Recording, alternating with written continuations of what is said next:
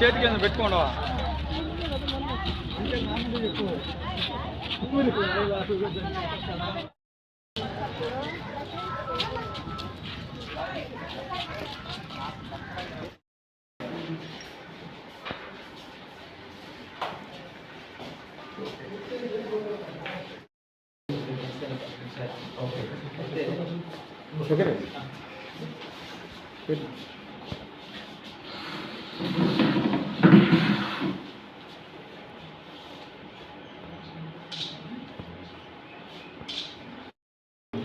అంటే మేము పవన్ కళ్యాణ్ గారి ఫోటోస్ కూడా మా వాళ్ళు అన్ని మండలాలు ఇస్తా ఉన్నారు సార్. Okay, no problem.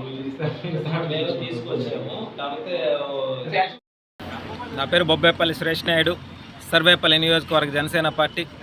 ఈ సర్వేపల్లి నియోజకవర్గంలోని ముతుకూరు మండలం అంటే పారిశ్రామికంగా ఆర్థికంగా ఎంతో అభివృద్ధి చెందుతున్న మండలం.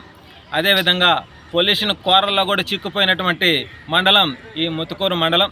అయితే ముతుకూరు మండలంలో కోట్ల రూపాయలు విలువ చేసేటువంటి భూములని, రెవెన్యూ స్థలాలను అన్నింటినీ కూడా గత ప్రభుత్వంలో వైసీపీ నాయకులైతేమి, మండల అధికారులైతేమి వీళ్ళందరూ కూడా ఏదైతే మాజీ మంత్రి కాకాణి గోవర్ధన్ రెడ్డి అండదండలతో ఆక్రమించుకొని అక్రమ కట్టడాలు కట్టి వాళ్ళ యొక్క భోగాలను అనుభవిస్తూ పంచాయతీకి కనీసం నిధులు కూడా లేని విధంగా తయారు చేసేటువంటి పరిస్థితి మనం చూసాం. అయితే ఈరోజు మండల రెవెన్యూ అధికారికి ఏదైతే ముతుకూరు మండలంలో పంచాయతీ స్థలాలను కాపాడండి, ఏదైతే నారికేళ్లపల్లి పంచాయతీలో 331 సర్వే నెంబర్లో 3 ఎకరాల 65 సెంట్లు భూమిని కూడా ఆక్రమించున్నారు వైసీపీ నాయకులు. అధికారం ఉంది కదా అని చెప్పి భూములను కబ్జా చేస్తారు, గ్రామీణులు దోచుకుంటారు. అదేవిధంగా ఎవరైనా నోరు తెరిచి ఏందయ్యా మాకు ఈ భూములను మీరు ఆక్రమిస్తున్నారు ప్రభుత్వం అని అడిగితే వాళ్ళ మీద అక్రమ కేసులు పెట్టి భయభ్రాంతులకు గురి చేసేటువంటి పరిస్థితి.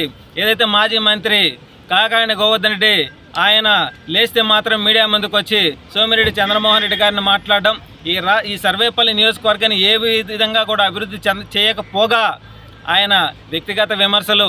అదేవిధంగా రాష్ట్రంలో చూస్తే 2 రాష్ట్రాల ముఖ్యమంత్రులు ఏం మాట్లాడుకున్నారో శ్వేతపత్రం రిలీజ్ చేయాలంటాడు. మరి 5 సంవత్సరాల పరిపాలనలో వైసీపీ ప్రభుత్వం రాష్ట్రానికి రాజధాని కూడా లేనటువంటి పరిస్థితి.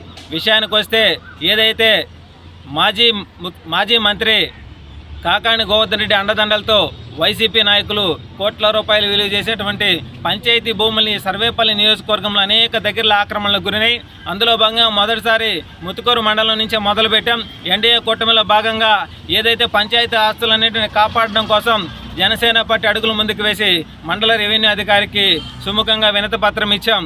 ఏదైతే ఇక్కడ ముతుకూరు పంచాయతీలను 3వ సచివాలయాన్ని కేటాయించిన భూమిని కూడా కొందరు చదును చేసి ఆక్రమించారు. ఇలా చెప్పుకుంటూ పోతే అనేక దగ్గరల పంచాయతీ పరిధిలో కోట్ల రూపాయలు విలువ చేసేటువంటి స్థలాలన్నింటినీ కూడా కబ్జా చేసి వాళ్ళ యొక్క హావభావాలను చూపించారు.